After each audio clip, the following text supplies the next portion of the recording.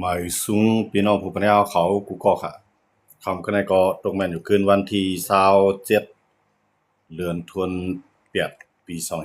2026เอาขามาคบทบยากันในข่าวยามกลางค่ำกันเนาะคำก็ในก็เขาขามาด้วยข่าวการซึกในเมืองไทยเอาขาอีกหนึ่งกันเนาะเกี่ยวกับเรื่องการเมืองการซึกอันเกิดขึ้นในเมืองไทยเอาขาวันเมื่อใดก็ได้มี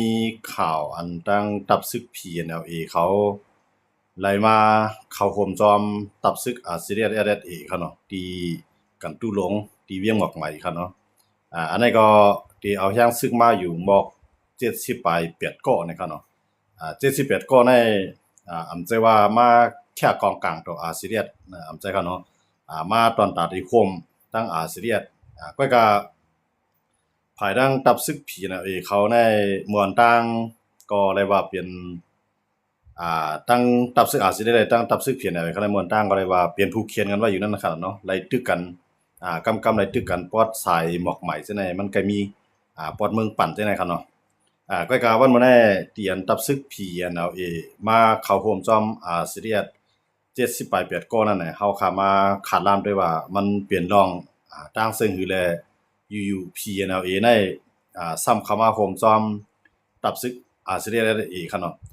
มือพ้องขยามที่มาคมในก็ตับซึกซีเรียสก็เลยถามกลางใส่ในลูกจุ่ม PNLA เขาอันมาเข้าโฮมจอมซีเรียสนั่นครับเนาะซีเรียสเขาเลยถามว่าที่พร้อมโฮมกันสิแลเหตุการณ์ลุกขึ้นกว่าอันมันก็ตีไข้ขึ้นมืออยู่เฮือนเสิแลอยู่รอดแล้วยุงจอมภายไรเนี่ยสิได้ก็ถามกลางใส่จังได๋ครับเนาะกำในดังไผลูกซึกพี่น้องเขาอันได้มาเข้าโฮมจอมจังนั้นก็ส่วนใหญ่ครับเนาะส่วนใหญ่ในก็รัดว่าเด็กใครมืออยู่จอมเฮือนจอมเยมือด้วยถึงลูกลางนางมีก็ยาวใครเฮ็ดซึกไผแล้วยาวนั่นเนาะว่าจะเป็นไผซึกสิได้ก็ดีว่าจะเป็นไผซึกพี่น้องปะโอก็ดีเนี่ยทั้งสองไผในเตรียมเขาเฮ็ดจอมยาวก็กะที่มืออยู่เฮือนก็ได้เพราะว่ายังอ่านใครมืออยู่เฮือนในภายดังตับซึกของเซลขึ้นถึงใต้ก็ไล่ถูกปันจลิก1ก้อใน500,000ครับเนาะ1ก้อใน500,000แล้วก็เปลี่ยนลูกหลานนางมีจังได๋ก็ได้จ่อยแถมปันดองกินยามเหมือนจังหนังข้าวสารน้ำมันคือประมาณอาหารแห้งนั่นขนาดเนาะสิได้ก็เดี๋ยวปุนพรส่งปันให้รอดพี่พวกใครสืบเหตุการณ์ลุกขึ้นก็โคมซ้ำกันตั้งสิได้ก็แท่งนะครับเนาะอันนั้นน่ะที่มันเกิดขึ้นมาลองอันมาควมกันได้ก็มันจะมีเงาตั้งเงาลายมันอยู่หลายรองครับเนาะตั้งหนึงก็เหมือนจังหนังตับซึก PNLA ในPNLA ในมวลตั้งก็ไล่ตึกการตั้ง PNO ก็ได้เปลี่ยนจุ่มอันโฮม PDF อย่างแหลงนั่นขนาดเนาะตั้ง PNLA ตั้ง PDF อย่างแหลงเขาจะในตั้งจุ่มลุกขึ้นเขาอันในเมืองใต้เขาค่ะปอจานเขาเนาะเหมือนจังหนังตั้งภายขุนเมืองปลายจังได๋เขาก็ขึ้นมาต่อสู้กันตั้งซึกมันมือพ้องค่ายามนั้นในตับซึก PNLA นั่นก็เป็นจุ่มหนึ่งที่ยึดเอาเวียงสีเสียงเนาะยึดไว้เวียงสีเสียงอยู่ไว้ในกำมือก้อยกะอยู่ไรข้าวยาวค่ะเนาะย้อนตัวแห่งซึกนั้นบ่เต็มถ้วนก็ในเพราะว่า PNLA ยึดสีเสียงในมานก็ซึกมันล้ำมีหนองแหลงเขาเนี่ยก็ส่งเข้ามาโคมจอม PNO ก็ใน PNO ก็เก็บซึกข่าวแห้งในทุ่งโป่งค่ะเนาะหลายๆจีเวียงว่าได้เป็นสีเสียงหูโป่งในปอดสาย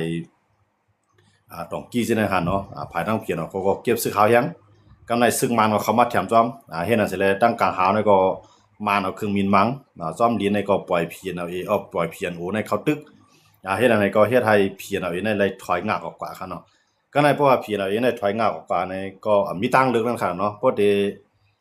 สืบตึกขึ้นเต้ๆก็ซ้ำเป็นนึกเลยปาโอนํกันพอเตรียมตึกไผปาโอ PNO ซ้ำไล่เอาตั้งซอยแถมที่ซึกมันใส่เข้าตึกเฮ็ดให้ปาโอ2ไผไล่ตึกกันมาข่าวแห้งมือคองมือพองข่าวยามปังตึกซิมเวียงค่ะเนาะแม่นพ้องข่าวยามเดียวกันตั้งอัน3จุ่มพี่น้องปอดห้องซิมเวียงก็ไม่ภายดัง PNLA ได้ดัง PDF เขาก็อ่านซิมเมืองไต้ประจานเนาะก็ว่าตันซิมไรนำนั่นค่ะเนาะเหมือนจังหนังภายขุนเมืองปลายก็ PDF เขาซิมไรเหมือนจังหนังสีเสียงก็เปลี่ยน PNLA เขาซิมไรค่ะเนาะยาก็โฮมปาดังหูโป่งมังสุนค่ะเนาะนั่นก็เฮ็ดให้ PNLA เขาซิมก่อนไรเนาะก็มันเปลี่ยนค่ายามอันป๊อดย้อนเบอร์ซึก PNL ซึก PNO นะครับหลายแห่งกำแถมซึกมันเตรียมทวนนั่นขนาดเนาะก็เฮ็ดให้ภาย PNLA นั่นไหลเปลี่ยนภายซุ่มเสยเลยเงื่องถอยออกขึ้นขึ้นปล่อยหลุดมือกว่าเวียงสีเสียงคั่นเนาะก็พอมาตั้งหมอกไม้ในขาตั้งสิได้เลยตั้ง PNLA ในก็ใกล้เลยมีลองตอกแตกกันเนาะใกล้เลยตึกกันมาเป็นพอกปังกำก็ในมันจะหนังปัดสายเมืองปั่นจะในก็ใกล้มีปัญหากันตั้ง PNO เนาะบอกว่าตับซึกปะโอ PNO ได้ PNLA ในและมีปัญหากันตั้งสิได้ตั้ง2ฝ่ายคั่นเนาะฝ่าย PNO เป็นคุณของคำถีออนโหฝ่าย PNLA ซ้ำเป็นคุณตุลินออนโหนี่น่ะกำในซ้ำว่าเสปังลุกขึ้นจุ่มผีเรียบเขาเกิดขึ้นมาเนี่ยอันเป็นคุณอันเป็นคุณอย่างไรคุณมินทุนเนาะคุณมินทุนทำเข้ามาออนโหไผ่ผีเรียบปะโอบอกว่ามื้อในปะโอก็มีกว่าตับซึก3ตับเนาะตับทางจุ่มนึงได้ก็จะเป็นคุณของคำถีนั่นค่ะเนาะออนโห PNO เนาะกำในมันจะหนังคุณตุลินซ้ำออนโห PNLA กำในคุณมินทุนซ้ำออนโหไผ่ผีเรียบปะโอเขานั่นท่านเนาะอันนี้ก็บอกว่ามีมา3ไผ่ก็ในคุณมินทุนนะครับขึ้นเอาแห้งซึกที่มันขอดพอดขึ้นมาเหมือนจะหนังผีเรียบปะโอนะครับเอากับโฮมกันตั้งย่างแหลงส่วนนึงก็เอากับโฮม PNLA ลุกขึ้นซึ่งมันก็กะว่ากำลังซื้อมาเนี่ยมาในก็ซ้ำเอาปะโอ PNO ในบ่สู่ใครในนาลินก็ตึกซิมเอาขึ้นแลหัวโป่งสีแสงแล้วก็ทางภายคุณเมืองปลายเอาซึก PNO ในเข้าตึกนาลินซึกมาเนาะคือมินมังกำไรลอกลายแผนการ PNO เลยตั้งซึกมาในเขาเฮ็ดอยู่เลยขึ้นปีขึ้นหลาในซึกมาในตั้ง PNO ในเขาใจลอกลายเอาไฟเผาบ้านเนาะเผาบ้านเผาเขื่อนก้นเมืองแล้วก็ก้นเมืองก็อยู่ไร่เนาะกำไรเพราะว่าจุ่มไหลเข้ามาอยู่ในพื้นที่จังนั้นก็ซึกมานก็เครื่องบินบังได้เรื่องหั่นเนาะเฮ็ดให้เฮ็ดให้สิได้เอาลอกลายถ้าได้ยอบหนู1ตัวนั่นก็ยอมเผาป่าเป็นตั้งป่านั่นหั่นเนาะอันลอกลายเพียนโอเลยซึกมันเฮ็ดนั่นซึกมันในเพียนโอในเอาในสิได้ลอกลายในสิได้เป้ปูนกว่าคั่นเนาะกำไรเพียนโอในมันก็เป็นจุ่มนึงที่มีเห็นแห้งเงินเนาะเหมือนจะหนังอันไรเฮ็ดโคกของใต้ดินในมันไหลนำแห้งไว้เหมือนจะหนังฐานหินในเลขธาตุหลายเมียวอันอยู่ใต้ดินค่ะเนาะก็ในแห้งกำยันบันลองการเงินในการต่อสู้กันซึ่งนั้นเลยว่าแห้งมันใหญ่หรือเพียนเอาเองก็ในเพียนเอาเองซ้ำเอาเครื่องกวางมาดังไรล่ะทั้งที่มันลุกขึ้นดอกซึกมานั่นแหละมันซ้ำไรมาดัง UWA เนาะ UWA นี่ก็ตอนตาได้ควักหน้าดินไรเมืองไทยประจันหลายพื้นที่เนาะในนาทีปะโอเพียนเดียวเขาเพียนเอาเขากุ้มกำเนี่ยในนาทีสิได้เขากุ้มกำเนี่ยหนังฮึซึกอยู่ด้วยนั่นพอเตจังวางอาณาการซึกของมันก็อยู่ด้วยเด็กก็ขึ้นมาจ่อยเครื่องกองกลางเครื่องกองกลาง PNLA ครับเนาะก็ในตับซึก2จุ่มในมาได้เวียน PNLA ก็ยาวมาได้เวียน PNO ก็ยาวเนาะตับซึกปอ2จุ่มในก็เลยหยิบมือตับซึกอยู่ด้วยทั้ง2จุ่มนะครับเนาะPNLA ก็ส่งแห้งซึกกว่าที่บางสร้างใส่ส่วนการซึกเสกเข้ามาขึ้นแล้วก็พอมาขิมกันดัง PNO พอมาขิมกันดัง PNO ก็ไล่ตึกกันดังพอตึกกันดัง PNO มันดังตึกซึกมานะครับเนาะสำหรับกำเนิดสุดมาเนี่ยซึกมันก็ซุ่มไพ่บันเฮ็ดให้ปาโอ2ปาโอขึ้นมังกันหาวแห้งไว้กันเนาะก็กับปาโอ PNO เป็นไผเป้เนาะปาโอ PNLA เป็นไผได้ถอยแต่ว่าก็แน่ตั้งเมืองตั้งหมอกใหม่เนาะ PNLA ในส่วนใหญ่นั่นก็ได้อยู่ปอดตั้งหมอกใหม่ปอดสีเสียงนั่นคั่นเนาะก็ได้มันจะหนังปาโอ PNO นั่นก็ปอดในเมืองใต้ก็ได้อยู่ปอดหัวโป่งเนี่ยเนาะแล้วก็ปอดจอกกระลงเนี่ยจังได๋คั่นเนาะแล้วก็ได้มาทางตั้งปอดเมืองปั่นปอดปังเมืองปั่นปังปีนะคั่นเนาะPNO เขาแล้วก็ในอยู่ด้วยในเฮ็ดก่อไปทั้ง2ฝ่ายนะครับเนาะตอนตาได้ควักหน้าดินไล่ในเมืองใต้นั่นขนาดเนาะย้อนเปอปาโอทั้ง2จุ่มในมันเป็นจุ่มอัน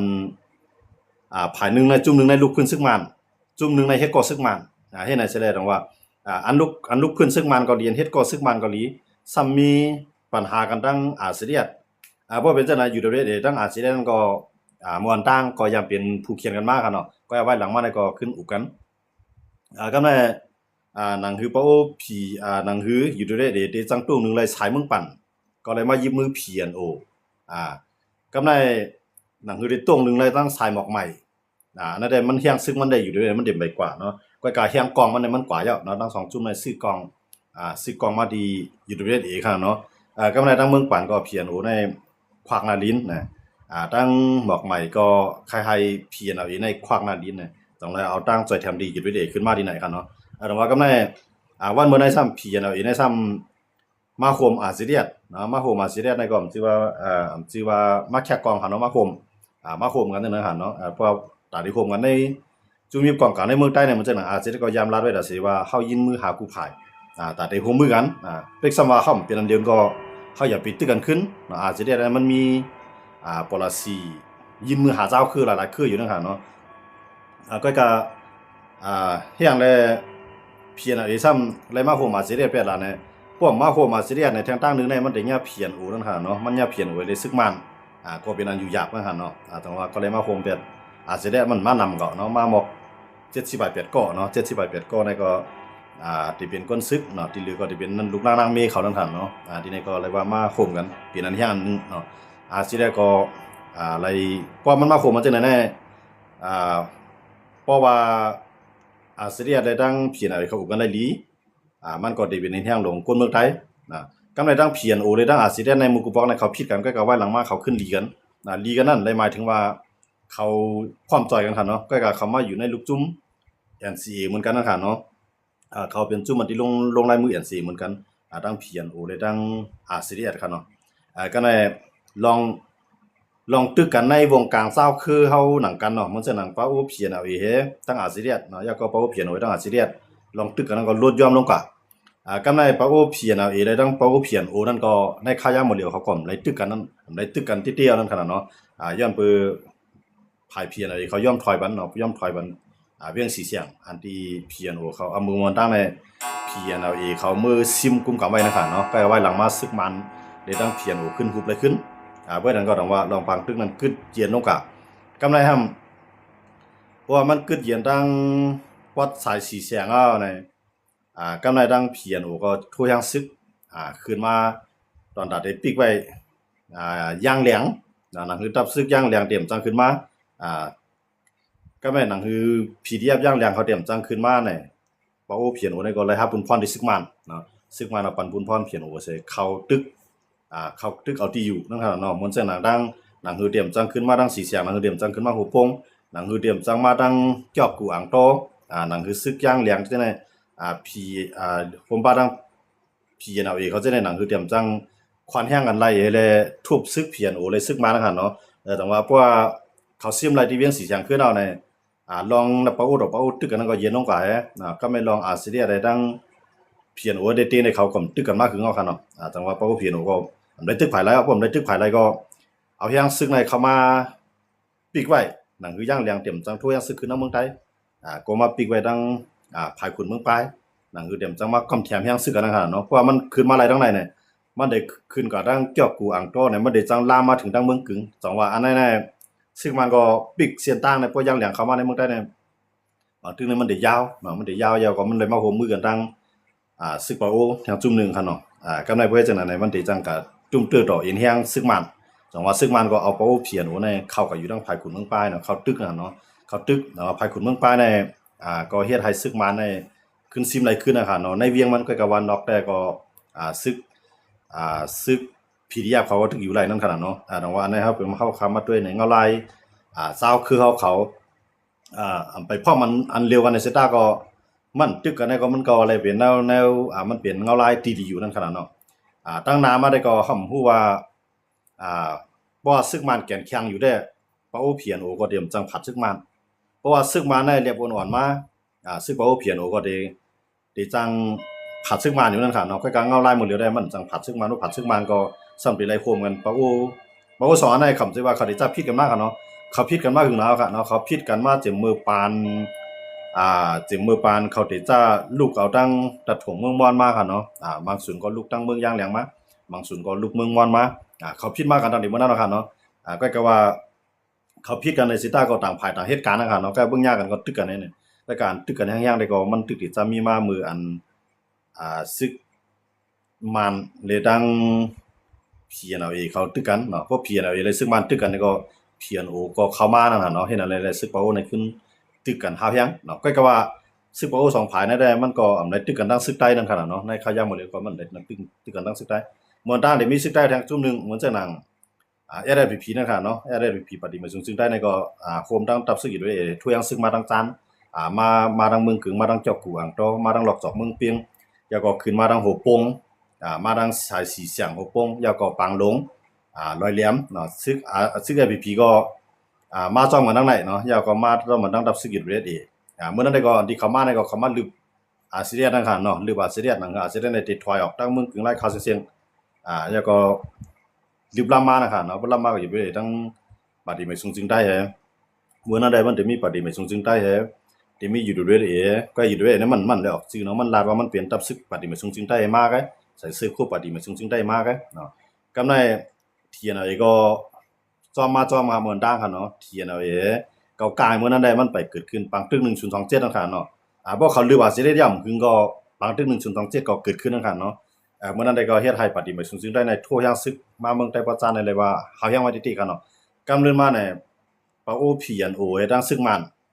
ออกมาปืนเผาให้ LDP เนี่ยถอยออกตั้งหัวโป้งถอยออกตั้งจอกกูอ่างโตลอกจอกจะได้ให้ปฏิมาซึ่งได้ถอยออกก็ในปะโอเพียนโอในใจถอยออกเนาะเมื่อจ้าในอาจจะได้เอา LDP ในลาบาเต็มถอยเพิ่มถอยก็ซึ่งมันตึกก็ตั้งปะโอเพียนโอเนาะปะโอเพียนโอก็ออกปืนเผาเนาะเพราะ LDP ถอยเนี่ยเฮาเจ้าคือได้เลยตึกกันเนาะมาในสังกัดมาแล้วหั่นเนาะกำลังสุดมาปฏิมาซึ่งได้ก็ย่อมถอยบาแน่เนาะปะโอตั้งปฏิมาซึ่งได้ก็งากกันกว่ามันตั้งได้ยี่กันซึกมาเลยซึกปฏิมาซึ่งได้ก็มาเคียงแข่งกันอยู่ปัดปางหลวงสันเนียนจังได๋ก็กำลังสุดมาก็ตั้งได้ตึกกันเก่านะครับเนาะปฏิมาซึ่งได้เป็นก็งากเป็นไผงากกันซึ่งมันตั้งเพียนโอก็เข้าจิ้มจ้อมในนาทีจังได๋เนาะเฮ็ดนั้นแสดงว่ากำลังปฏิมาซึ่งได้ตั้งอาจสิได้ขึ้นมาอุกกันพวกปฏิมาซึ่งได้เลยอาจสิได้ขึ้นอุกกันในตั้งหอนั้นก็เกากลางซิมไรทีในซิมไรอยากแข่งซิมไรPDF ก็ซิมไรก็ในปฏิมาซึ่งได้ก็เตรียมอยู่แล้วเพราะว่ามันอุกันตั้งอาจสิได้ครับเนาะหมู่พ้องแอมนั่นเขาตึกกันแฮงน่ะเนาะเพราะว่าเขาสิมาซิมปอดของเอาเนี่ยปฏิมาซึ่งได้ก็เลยมาตกลงน่ะอาจสิได้เฮา2คนน่ะเลยคึดตึกกันเนาะเอาเรียนแคนมันเหมือนจังนั้นพวกเส้นทางเมืองหนองไร่คาเป็นเรียนแคนมันเนาะว่าก็ตั้งพวกมาไผทางของเส้นทางเมืองหนองไร่คาเนี่ยเนาะว่ามาไผทางของให้เป็นหน้าที่ปฏิมาซึ่งได้กูบอกได้เช่นนั้นเป็นหน้าที่แบบของเสียขึ้นจึงได้หมดแล้วเนาะเพราะเอาเส้นทางเมืองหนองกับไปทางจานก็ให้เป็นหน้าที่อาเซียนก็ให้นั่นใดก็ตกลงกันได้นำหั่นเนาะบ่ตกลงกันได้ก็บอกว่าตับซึกได้2จุ่มก็กึดตึกกันพอตับซึกได้เอา2จุ่มกึดตึกกันในปฏิบัติซึกได้ก็ขึ้นแฮนซึกขึ้นปอทองเนาะขึ้นปอทองก็ไม่ลองอันเคียงแข็งทั้งเปาโอเพียนโอก็งากออกกว่าลองเคียงแข็งทั้งอาเซียน FPP ก็งากกันกว่ากำในอยู่ด้วยเอก็นาติงก็ไหลกว้างมากนะครับเนาะเหมือนเส้นหนังเมืองกึ่งไล่คาปางหลงเส้นในอยู่ด้วยเอกเขาไล่กับมดค่ะเนาะอยู่ด้วยไล่ตั้งต่อถึงเกซีต่อถึงเมืองหนองต่อถึงไล่คาเส้นในอยู่ด้วยเอกก็ไล่นาตีนำกับเต้ค่ะเนาะตั้งปฏิมาซึ่งได้ตั้งอยู่ด้วยเอกก็ไล่ป้องกันนะครับเนาะไล่ป้องกันจังไรว่านาตีอันคุดเฮคุดคำคุดฐานเฮฐานหินในอยู่ด้วยเอกเขาไล่กับน้ำเต้ค่ะเนาะเพราะว่าตั้งไล่คาในนึงในเด็กคุดตั้งทุ่งเยื้อง2มาในเด็กคุดตั้งวันม่วน3มาในเด็กคุดตั้งวันปังเนาะอันนี้เป็นได้หนีไล่ค่าเนาะอันที่อยู่ด้วยเด็กเขามาไล่กว่าครับเนาะเพราะเป็นตั้งเกซีทำที่เป็นที่เมืองกาหนองซ้อมยาก็ที่เมืองกึ๋งอันนั้นก็อยู่ด้วยเขาไล่กว่าครับเนาะอันนั้นก็ในปังตึก1027นั่นอยู่ด้วยเป็นคนก็ไล่นาลินกว่าเนาะยาก็ไล่เส้นทางการไปบางมีไล่นาตีกว้างเนาะก็ในเหมือนเส้นทางเวียงโหปางเวียงปังลงอันนั้นก็ไล่กว่าอันนั้นได้จีด้วยก็เข้ามาตึกเปลี่ยน3พี่น้องโฮมกันในตึกไล่มาเพราะว่าปันว่ามานทำได้ก็เอาก็ในเพราะว่าปันว่ามานก็ดิเล่มมานก็เตรียมไล่เอาอย่างนั้นน่ะ3จุ่มพี่น้องก็อาบกันอยู่ในประเทศเนาะก็ในทางตั้งนึงอยู่ประเทศแนมขึ้นมาทางตั้งหลายน่ะมาทางต่างยานเนาะส่งยังซึกมาซิมต่างยานมาซิมในนี่เมืองใหญ่มังสุนแล้วก็ทั่วยังซึกขึ้นมาสีป้อเนาะเมืองคือเนี่ยครับเนาะอยู่ด้วยมาอยู่ไปถึงทางในครับเนาะก็ในปอตังสายลาเซียวก็เตมีมังสุนเนาะพออยู่ด้วยเนี่ยปางตึก1027เนี่ยอยู่ด้วยไล่เข้าโฮมปางตึกใกล้ๆอยู่ด้วยในไล่นาลินกว่าน้ำเต้ๆครับเนาะมันจะปฏิมาซึ่งได้ทั้งอาเซียนได้ซุ่มทั้ง2ฝ่ายเนาะอาเซียนก็เมืองกูบอกนะยามอยู่เมืองกึ่งยามอยู่เกซียามอยู่เมืองหนองต่อบ่ถึงไล่คาปางหลงเส้นอาเซียนได้กุมกำนำหน้าครับเนาะเส้นไหนครับเนาะใกล้ๆกำนึงซึ่งว่าเนี่ยปฏิมาซึ่งได้นั้นปล่อยให้อยู่ด้วยนั้นใส่ซื้อโคมันเสียไม้ก็หรือเปียดอาเซียนกว่าเนาะเฮ็ดอันนั้นสิได้กำนึงซึ่งว่าเนี่ย SPP อันอยู่ยังซึกปอดของก็มาป้องวัดจาน กันได้เพราะว่า3จุ่มพี่น้องโฮมันเอาเนี่ยปฏิมาซุมจึงได้ก็หลายซุมนาตีเมืองไต้ปอทองกับหลายเจเวียงเนาะหลายพื้นที่ก็ได้หนังคือได้ขึ้นหลายปอทองขึ้นหน้าในจังไรว่าตับซึกได้2จุ่มในขึ้นมาตกลงกันเพราะนั้นก็พอเฮาได้ตึกกันได้มันเต็มยาวว่าเฮาได้กว่าทั้ง2จุ่มอ่ะของตั้งในก็ตั้งจานก็หยิบไปในจอยไว้ตับซึกเป้า2จุ่มเขาเนาะเป้าเพียนโอ้ยเป้าเพียนเอาเองตั้งนึงทำซึกมันเนาะอันอยู่ได้ในโฮมมือไว้3ภายก็ในตั้งจานในก็อยู่ได้ในควักมานำอ่ะสิได้ก็เต็มหรือซังอ่ะตั้งของก็3จุ่มพี่น้องกูก้างยักไข่ทีนาเอป้าตั้งผีดิยับ4จุ่มก็ซิมตั้งของกำไรSFP ก็เต็มยาซังอ่ะในจังว่ากำลังสุดมาในตับซึกได้2จุ่มมันเพื่อหาเฮ็ดจังได๋ได้กวนเมืองใต้ก็อามตั้งงือเฮาอยู่ต่างชาวคือก็ได้อามตั้งงือเฮาอยู่ทั้ง2ฝ่ายก็มาตกลงกันอันบ่ไว้อันที่ผ่านมาก็อันที่ป่นมาก็ไว้มันบ่อย่าภายกว่าเหยียบเนี่ยนะหนังคือเตรียมซุ่มก่อนทางนู้นได้เฮ็ดอะไรก็ขึ้นตกลงกันเนาะตกลงกันนับตั้งแต่ตกลงกันมาเนี่ยก็ลองตึกกันเนาะเตี้ยๆในมอนตาในเขาตึกกันแฮงในตั้งจอกกูเนาะจอกกูในเขาชีวิตสังหลาในจอกกูเนี่ยมันเป็นพื้นที่ป่าไม้เนาะป่าไม้ซักไม้ตึงไม้หมอกสองไม้กี่ตอกเป็นพื้นที่ป่าไม้เจ้าก็เป็นพื้นที่อันคุดเสียงคุดเสียงขาวนะครับเนาะคุดเสียงขาวที่ในขีเมืองในมาจ้างแล้วเนาะก็กำลังชื่อว่าเป็นอันว่าอยู่ด้วยนั้นก็เป็นไผไร่เนาะสิได้เลยตั้งเนี่ยได้ผีนั้นซุ้มเนาะเพราะว่าปางตึก1/27นั้นตั้ง2จุ่มในตับซึกใต้เฮาขามได้เข้าป่าใน1/27ก็ว่า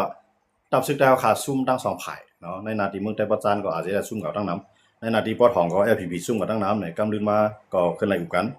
พวกกันมันก็เป็นเงาลายลีนั่นน่ะเนาะตั้งมาได้เป็นซีเรียสเนี่ยมาได้เป็น LPP เนี่ยมาได้เป็นปาโอเพียนโอเนี่ยเพราะว่า LPP ยอมถอยปาโอเพียนโอเนี่ยที่เขาตึกเขาเพราะว่าปาโอเพียนโอเขาตึกเนี่ยมันได้มีซึ่งมันจ้อมหลังหั่นน่ะกำไรห้ำอยู่ด้วยนะครับเฮ็ดก็ไปทั้ง3ภาย4ภายเนาะปาดีไม่ซึ่งได้ก็เป็นโอ้ยดีอยู่ด้วยเกำไรเพียนโอก็เป็นโอ้ยดีตั้งนึงเนี่ยเป็นโอ้ยดีซึ่งมันตั้งนึงเนี่ยเป็นโอ้ยดีอยู่ด้วยกำไร PNLA ก็เป็นตั้งเป็นโอ้ยดีของ UWA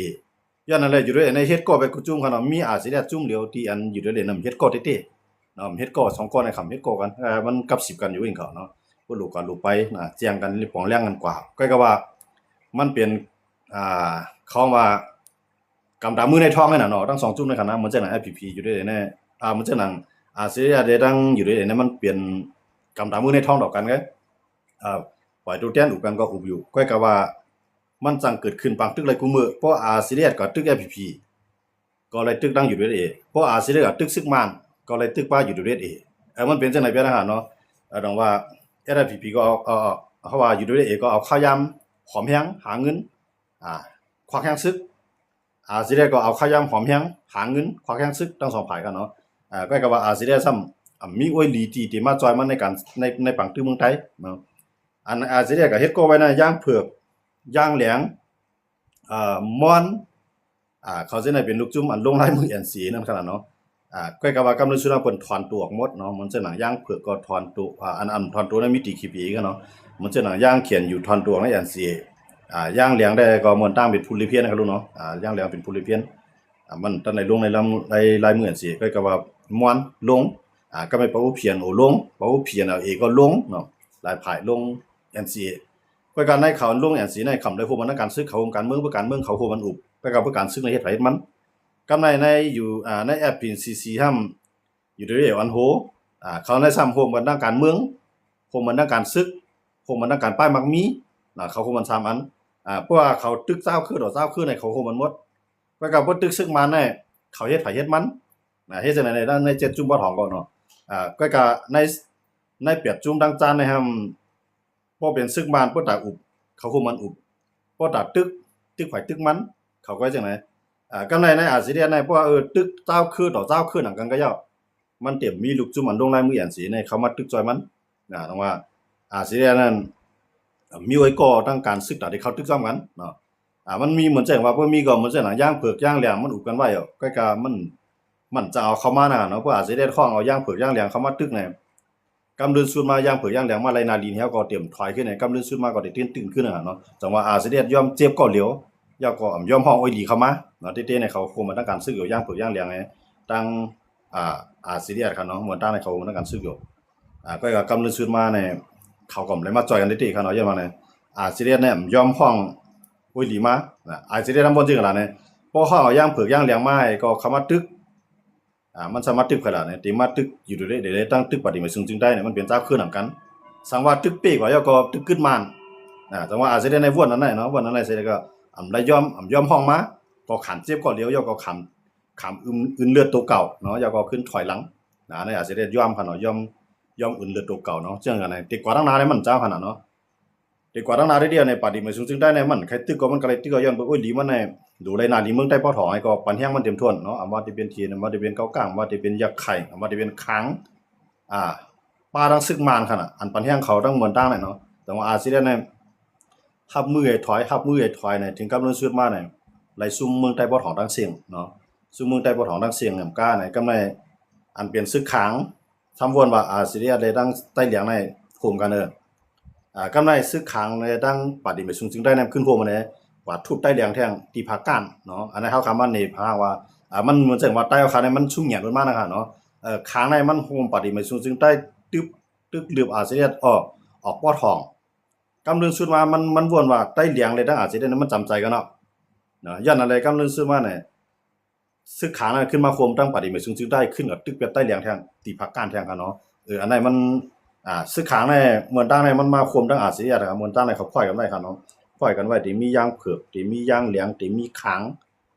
เขาจะได้มาโฮมกันคือการซึกที่หน่วยใต้เหลียงค่ะเนาะมือหลายปีพ้นมาค่ะเนาะก็การกำเรื่องสุดมาเนี่ยซึกค้างคั่นเลยสิได้นำเมืองใต้ปอทองสิได้เมืองใต้ปอทองในกว้างแห่งหนาหลายก็ตั้งหมู่จีตั้งนำค่ำถึงงวดเขาเนาะปอทองในเขาเนาะสีบ่อจอกมีหนองเขียวต่อบ่ถึงนำลันสิได้นำตูสิได้น่ะถึงหมดคั่นเนาะสิได้ถึงหมดสิได้ไปเหยียบเข้าในมันมีอยู่2ตีก็แหละเมืองใต้ปอทองใน2ตี3ตีเข้าว่าเนาะในนาที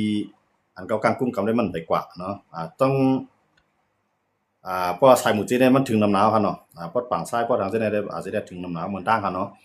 กำไรว่าเซียนหวีลาเซียวสิได้สิได้นำไปเข้าเนาะก็มีเพียนตะได้เข้าเหมือนต่างคั่นเนาะสังว่าปฏิมาซึ่งได้เนี่ยมาหยาบเพียนเกี้ยมมันได้ในใต้เฮาขาในมีเชียงเนาะก็เฮามาญาใต้เฮานั่นกันในขึ้นบังอันนี้ก็กำลืนมาซุ่มทั้ง2ฝ่ายอันนั้นก็เลยว่าเป็นตอนสอนอันดีเตะเนาะตอนสอนอันดีเสียหลายตอนสอนอันดีตอนสอนอันเฮางือมานั่นขนาดเนาะนั่นได้เฮ็ดให้เฮาขาดซุ่มกันลิ้นเตะ